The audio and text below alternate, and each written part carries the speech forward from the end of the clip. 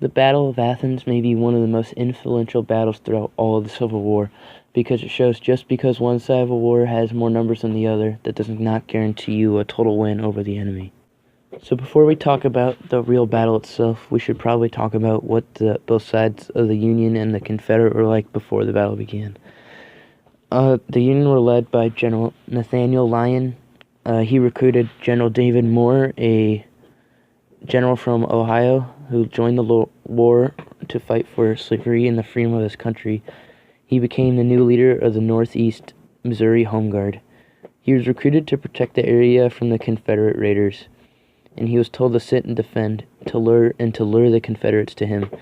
But General Moore had a different idea. He wanted to attack a small city called Etna, just a little far up north, and then he would like to fall back on Athens to play defensive. So the Confederates were led by General Martin E. Greene. He had just gotten news that General David Moore had successfully landed an attack on Etna and taken all of their supplies and defeated all of their soldiers and fell back on Athens. So what he did was he called up the 2nd Division of the Missouri State Guard. He did this to add as many men as possible to ensure an easy victory at Athens. And he also formed the 1st Cavalry Regiment of his army.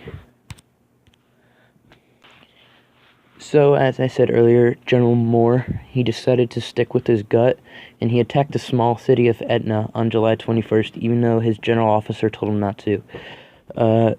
His gut was correct, and he and the Union had an easy victory at Etna. What they did is they took all of the goods, all the supplies, all the ammunition, all the guns, rifles that were on the enemy's men or their fallen men, and they took all of that, took it back to Athens, and played defensive. This caused the Confederates to attack the Union at Athens. So at the very beginning of the Battle of Athens, it looked like a one-side easy victory for the Confederates, considering they had 2,000 men and 3 cannons, and the Union had a measly 333 men. The Confederates, they had so many men because of the great idea of General Martin E. Greene to bring up as many men as possible from the 2nd Missouri State Guard. And the Union had lost a couple men at Etna, but the main cause of losing most of their men because of the water that they had been drinking had so much bacteria in it that it killed most of the men that had drank it. The Confederates, at the very beginning, they don't waste any time, they attack them full on. The Union hold off the Confederates for a decent amount of time, considering that they have less men than them. This is because they have much more skilled men, and their rifles are so much better than the Confederates. And the Confederates, since their men are so unskilled, they're not very good at reloading and shooting, and the battle says that every single shot they fired from their cannons missed. So, like, they shot so many shots from the cannons, and every single one missed somehow. I don't know how.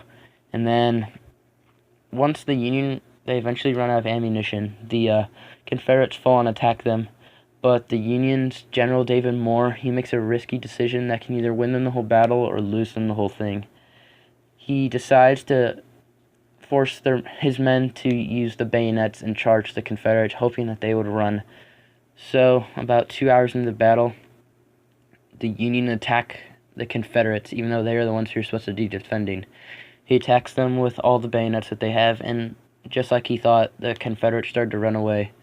The generals on the Confederates, they tried to keep their men to stay, but there was no hope, and the Confederates had forced to retreat, and the Union had a swift victory. The Battle of Athens may be one of the most influential parts of the Civil War, because it shows just because one side of the war has many more numbers than the other side of the war, it does not guarantee an easy victory over the lesser side.